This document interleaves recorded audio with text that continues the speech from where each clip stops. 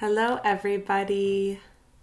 There are so many new subscribers recently, and I just want to say thank you for being here. It is such a joy to share my thoughts in this way, and I'm just so grateful for all of the comments you all have been leaving, and the subscribes, and the likes. So thank you, thank you, thank you. I wanted to share my story about how I've overcome exhaustion as a human design projector. And you may not know what that is. I'll talk a little bit about it. I'm not trained in reading charts, but I am a projector myself. So I'm excited to share my personal story of what it's been like for me to be a projector in my life, in my career.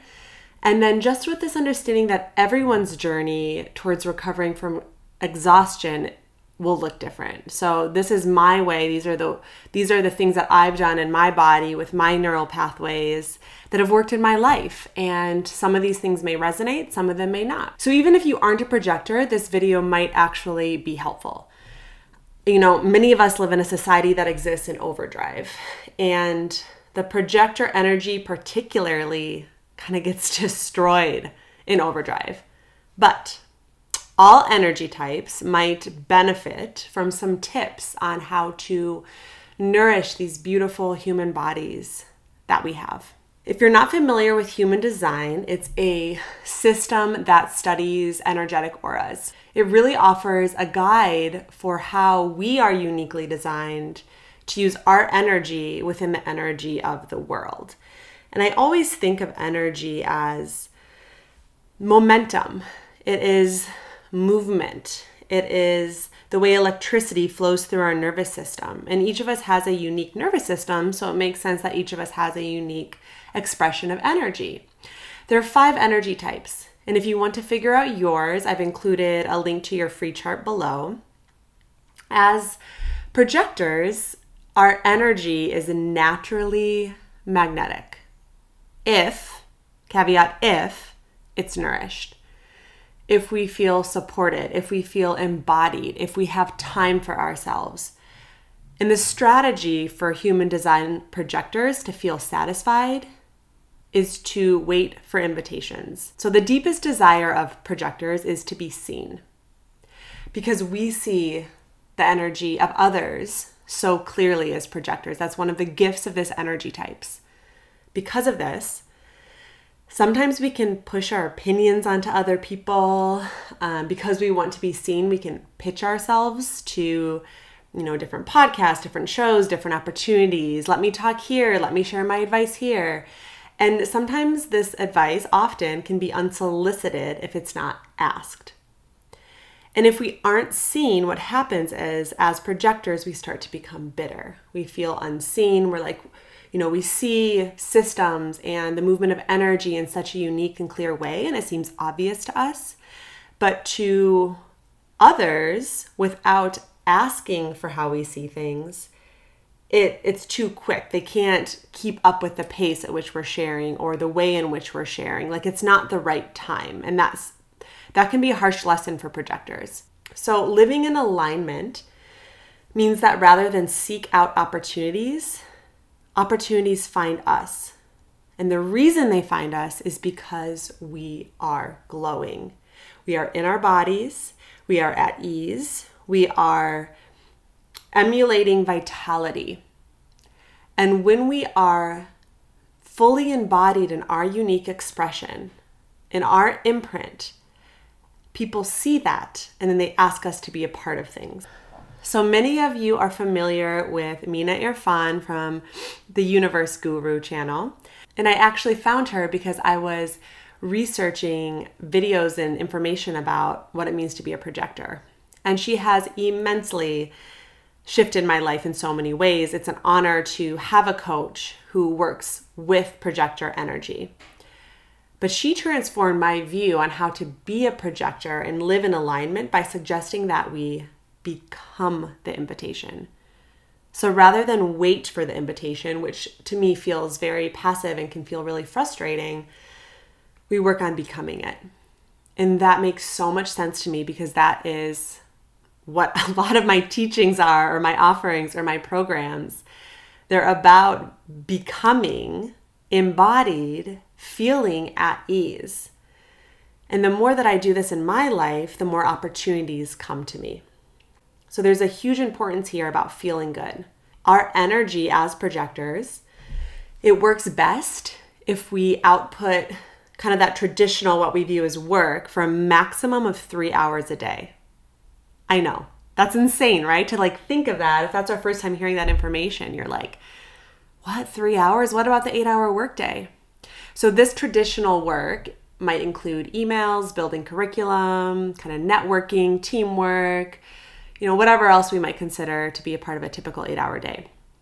The remaining hours are spent nourishing ourselves, filling our cup. This can be a lot of things because, again, we're all different. So different things are going to fill our cups in different ways. Could be reading, hiking, listening to podcasts, bathing. I mean, who doesn't love a good bath? Some people don't. Some people are shower people. Journaling. It's whatever feels good and is in your flow. So there's a skill set here about listening to your body, and we'll talk about that later. This also might change through time. I grew up with a single mom, so I grew up on a lot of processed foods, and I think that, not that all single moms cook processed foods, that's not what I'm saying, but my mom was really strapped for time, and she never really enjoyed cooking so much. So once I, got a little bit older and I started realizing, wow, there's so much nourishment in home-cooked food and whole foods and cooking from scratch. It does take time, but my soul started thirsting for it. So I would wake up, I went through a period of time where I would wake up at 5 a.m. in the mornings and I would read through cookbooks. I would read the intros, I would mark pages that I wanted, I would create grocery lists, and I invested a lot of time in learning how to cook because I didn't grow up like that. And it filled my soul. It didn't feel like it was output. So at that time, that was nourishing to me. Now, fast forward years later, that ebbs and flows. So I don't always feel energized by reading through a cookbook and cooking a meal. Sometimes it drains me. So then I'll eat out. So just because something nourishes you at some point in your life doesn't mean that it will continue. And again, we'll talk about that in a little bit. So the most precious resource a projector has is their energy. And when I say energy, I'm referring to the momentum by which we speak, the tone of the voice, facial expressions, vitality, the sparkling and the softness of eyes, the way someone feels in our presence, whether it's online or in person. There is an energy, a resonance that goes beyond just information that is really, really important for projectors. Okay, so one of the ways in which I'm a little different is I'm kind of a water geek. And some of you might think this is extra, but this brings me a lot of joy. So basically, and this might be a whole nother video, but the way in which I drink water and relate to water has shifted dramatically over the years. So I have this whole process with my drinking water. I bought an RO machine and I filter that water through the RO machine. And then I add trace minerals and remineralize the water. And then after that, I do something called restructuring my water, putting it in a sacred geometry glass holder and putting crystals in the water so that the water molecules can restructure according to the sacred geometry and according to the crystals. My partner and I call this making water, restructuring it. It takes time. So this water is the highest quality water. And so if you think of this glass of water that I've created through filtering, remineralization, through restructuring the water molecules, it is the highest quality of water to drink. It's so thirst quenching. It feels so luxurious, and it deeply hydrates all who consume it. It also takes a lot of time and intention to make it. And you can think of this as the time that you spend nourishing yourself. When you are offering your glass of water to the person who's going to consume it, is it of the utmost, most hydrating quality? the most magical offering, the most deeply thirst-quenching quality. In order to make that glass of water in my life, like literally, it takes time and intention and care. And so the 3 hours that we output our energy should be of the highest frequency possible. And all other hours should contribute to that frequency. So after my journey throughout my career, there were 4 things that really, really helped me to make sure that the energy I'm putting out is of the highest frequency possible. Step 1, notice what feels good to me. So I've started to pay attention to what gives me energy and what drains me of energy. And as I mentioned, this changes from week to week and day to day. I am really, really big into paying attention to cycles. There's another video for this. I'll link it below. But I pay attention to my hormonal cycles and activities that feel nourishing to me during certain phases of my hormonal cycle won't feel nourishing during other phases. If we zoom out in a macro way, same with the seasons. Activities that feel nourishing in the winter aren't going to feel nourishing in the summer. And this is just, earth-based cycles. We're not even talking about cycles of life and the unique day-to-day experiences of people. The biggest thing here is noticing what feels good to you. So an example of this is I've learned that working out, I've heard that it depletes projector energy. This isn't always the case for me. Depending on my hormonal cycle and the season we're in, working out gives me energy. It helps me to feel nourished. A lot of time, what feels good to me is anything that relates to the body. I think this is across the board, but extra for me because my offerings are about embodiment and working with the nervous system. So in order to input how I share, I have to experience it. So anything that has to do with my body is a way to nourish. Any body work session, acupuncture, craniosacral, massage, and those things feel good to most people. Anything that has to do with taking a yoga class or a dance class or meditating or working out or taking a bath and being in silence, all of these things help me to listen to my intuition and be able to speak about this stuff from a really embodied place. My friend is a projector as well, and she actually is an artist who works with nature. And it's funny because I wasn't planning on this, but her painting is actually behind me right here. It's so beautiful. She works with water and woods. And this is a particular water painting. I won't go into her process. It's fantastic though. She has the most dreamy art pieces. But she spends a lot of time in relationship to the outdoors. So she goes on a lot of trips and hikes and walks. And she also often does solo camping trips. And for me, a solo camping trip, depending on the cycle I'm in, might feel depleting. But for her, she's immersing herself in an experience as a projector, even though it might take some effort to get your camping stuff together, find the site. She's probably in flow by getting there, immersing herself in nature, and that's going to inform her experience of how she's going to paint her art and share her gift with the world around her.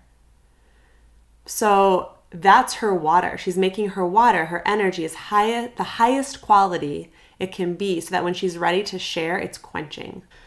So notice how your energy levels feel and follow the wisdom of the body. When something, before you do something, check in. Would this drain me? Like what's my intuition about it? Does my heart sink? Does my gut start nodding up? See if you can say no in those moments. If you're like, oh my gosh, you feel so energized, follow that. I really believe we each have our own wisdom. Doesn't matter what design you are. It's about following what's in our heart, in our body, learning about those signals and navigating through life in accordance with those signals. Step 2, saying no more. Oh my gosh, this was so hard for me to learn. not all invitations have to be accepted. I used to feel like, oh my gosh, I'm getting invitations to things. And this was even before I knew human design. And I would just say yes to things because I'm like, I don't want to miss an opportunity. But there will be job opportunities that don't resonate. There will be opportunities to socialize that don't resonate. And I've learned to set up structures and containers around both communication and socializing. So I'm learning more and more to be very picky about what I say yes to by tuning into if something is going to feel energizing or not to me. If it feels like it's out of duty or out of pleasure. And being really, really holding myself accountable to following that which will bring me energy. And this has to do with breaking up with people pleasing. This is a hard one. This can be. How do I say, no, I don't have energy to the people I love without them taking it personally, like I don't want to hang out with them? That's the fear. But I believe that the people who love us want the best for us and that they will understand that it's okay, you don't have energy. We want those people surrounding us. So it might take a shifting of friendships, but the people who truly see you and appreciate you and want the best for you will hear you in this.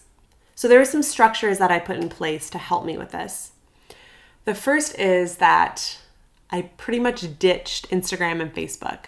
I was noticing that my energy levels were being depleted by the constant need to respond to comments, to messages. There were too many streams of communication going on in my life. And so now I log into Instagram and Facebook once a month. This means that especially in the beginning when I did this, I would miss messages because I wouldn't see them. Someone would Facebook message me or DM me on Instagram and I wouldn't see it till the next month. But slowly and surely people will start to realize that I'm not responding there and they will find another way to reach out to me. Another thing that I do is I only socialize in person on week evenings and weekends. So that's a traditional 9-to-5 schedule, yes. And part of the joy of working for myself is that I don't have to follow that. And that's just it. I don't have to follow it.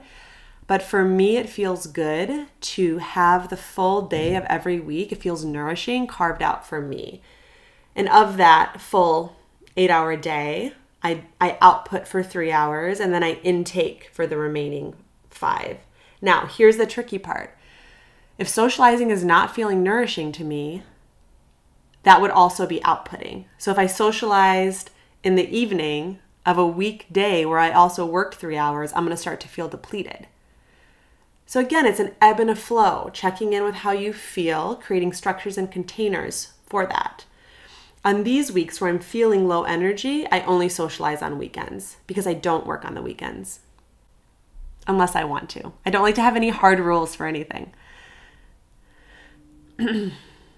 One thing I've recently started doing is putting away messages on my phone on Sundays. If you have an iPhone, what you can do is set up the I am driving notification, customize it to an away message, and then put it on your phone and it will automatically be sent to anyone who text messages you. You won't see that text message until you turn on your phone. Now you can set it on a mode too where if they text you urgent, it'll come through. So if you're worried about not being available for an emergency or something, you can do that. The only downside to this is I don't have access into my phone. So if I want to listen to podcasts, I've had to shift over to like my iPad or the computer. Not a big deal, just a little bit shift in behavior. But for me, mentally having some space to not feel like I need to reply to someone right away and having a day away from my phone is life-giving. I feel like I have my energy all to myself. And I've started doing this a little bit during my work days as well, because I found that I start to leak energy and become out of focus by responding to messages throughout the day. So I'll be working on this really awesome video or this project and someone will text me and it'll break my focus, it'll break my flow. So having boundaries around what messages I receive and when has been really helpful for me. You know, saying no to things is still really hard for me. It's probably my biggest challenge, you know, not only Am I in the current process of breaking up with people pleasing? It'll probably be something for the rest of my life that I'm working on. But I love people. There are so many people I love in my life that I want to hang out with. But just because I love them doesn't mean that I have the energy to hang out every single time someone reaches out. And I have to honor and respect that about myself. Step 3, I have a nourishing morning ritual. And this starts my day from a place of resource. So before checking my phone or working, actually, rewind, even upon waking up, I open my eyes and I feel so much gratitude for my bed. And I do my best to embody the energy of a queen in the bed, just being able to like have this luxurious morning. And it almost like expands time when I do this. I feel the softness of the bed, the softness of my skin. I open a window and I look at the sun outside. And then I started this new ritual where when I get out of bed, I bend down and I touch the ground. And I thank the earth below me for holding me. So right away, I start my day in a sense of gratitude and queen energy and leisure and luxury. And then I have this whole regimen that I go through to kind of like clean my face, clean my teeth, clean my eyes, all these things. I might do another video about this. But my partner and I will meet in my work studio, and I have this really luxurious, I think it's luxurious, mat that I lay out, a tatami mat and a futon. And there's pillows, and we set up blankets. We light a candle and incense or diffuse oil and put on some really soft, sweet music. And we spend about an hour there journaling, reading, kind of getting into the day, side by side with each other. We spend it in contemplation. There's not a ton of talking. Sometimes we do. But I have a prayer journal, so I often will write down my morning prayer. It might include a stream of gratitude. If I'm feeling like I want to express gratitude, I think gratitude's a really good thing to express, but it's not always accessible depending on how we wake up. And surrender, though, in spirit is always accessible. So even if you're feeling like you have a bad morning or something happened the day before that's kind of throwing you off, surrendering to the divine in whatever way feels resonant to you and just asking for help, asking for the problems or the issues that you feel to just be taken over by something bigger or greater. It can be so healing. And then I also intake inspiring literature. I love reading mystic poetry. I love reading about Celtic philosophy and history. That's really nourishing for me. Depending on what I'm into, I'll just follow the flow of what book is giving me life. And an hour may seem like a lot to some of you, but you can always set your alarm for even 30 minutes earlier.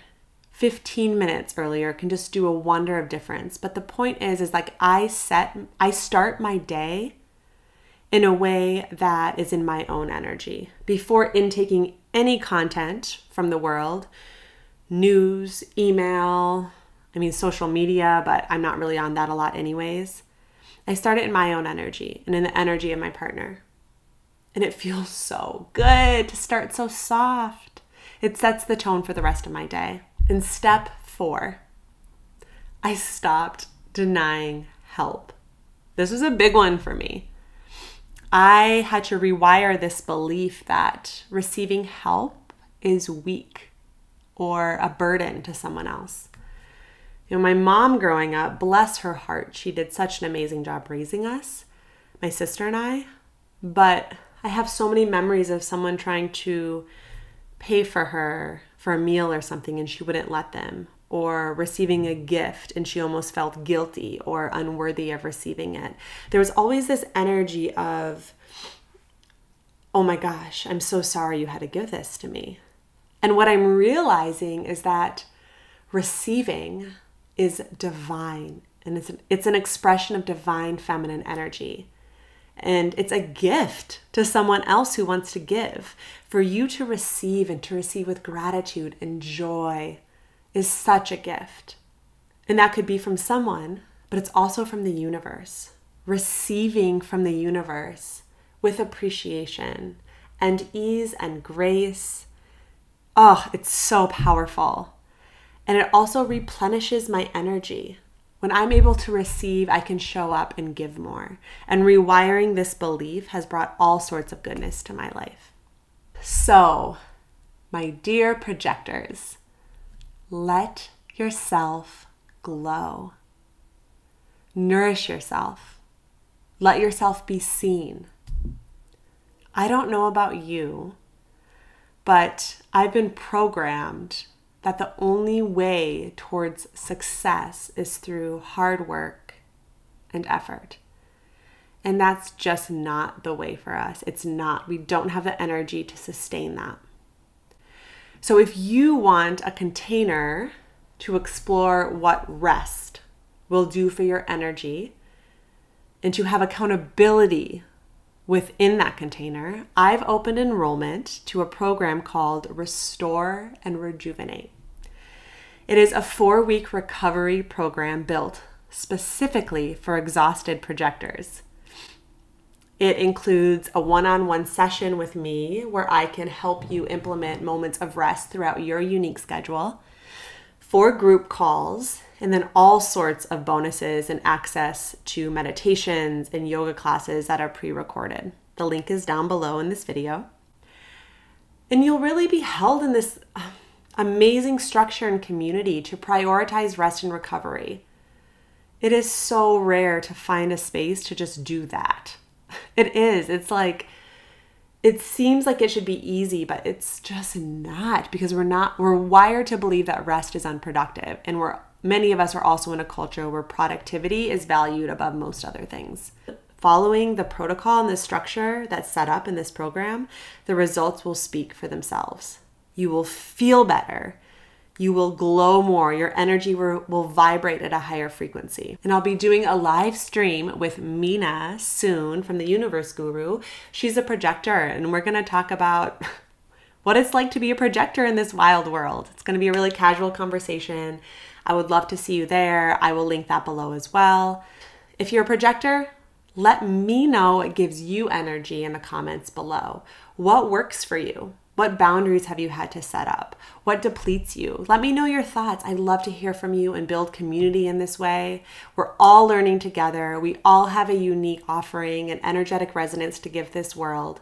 And I am so, so, so grateful that you tuned in and listened and are sharing energy with me. Until next time, thank you so much.